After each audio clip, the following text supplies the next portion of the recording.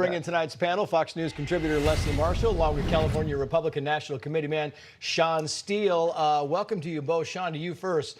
Senator Chuck Grassley, you heard Kevin Corke there, 15 conversations with this Burisma exec, and Hunter Biden, 2 conversations with Joe Biden. If these things exist, and these conversations are real, it's a big deal. Senator Grassley is one of the most respected senators. He's one of the senior senators that has endured many, many administrations, right, left, and center. When he says that something is really serious, people tend to listen, even those on the left. They have to listen because he's got good intel, good information, and it raises a whole new level.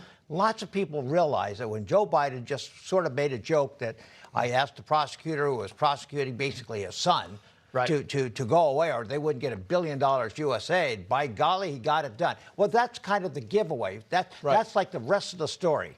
And it really does, Leslie, because he makes a good point. Chuck Grassley, you know, look, ran the Judiciary Committee for a long time.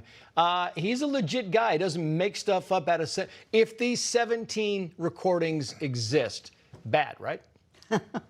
I'm laughing because, yes, I listened to Senator Grassley, and there were 2 words that keep coming out. 2 words that come out even when we're talking tonight, alleged and if.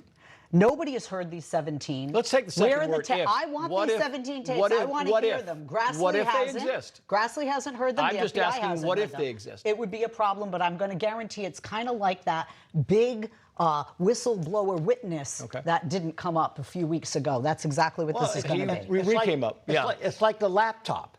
The FBI's had it for years and years. They've been studying this for 36 months, and the government still won't tell us what's going on. Speaking of the Hunter Biden investigation, CNN, Ellie Honig, criticized the Hunter Biden probe. Let's play this sound because this is odd coming from CNN. Watch. That's the senior legal analyst over at CNN. 5 years. It's a 5-week investigation, Leslie. Actually, I would agree with him on the time frame because when you look at this, and I know Republicans, you know, are sad, but at the end of the day, it's did you own a gun when you were when you were on drugs because you're not supposed to, and did you lie about it, and did you report all your income? You know, so this is what it is. It's a tax and gun issue. It's not about. It's not. No, I just said. I agree with him on the timeline.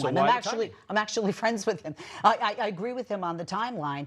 And that's when, and I've said this before, when you don't have them moving quickly with Hunter and that investigation, and you have it move so quickly with the former president, it does look political. People get suspicious. It looks political, even if it isn't. And you can see, Sean, why people don't trust the FBI or the DOJ. It's a sad state of affairs. I grew up trusting the FBI, thinking it was a great career. It was that TV show, right? It was Ephraim Zimbalist Jr. We all, of course.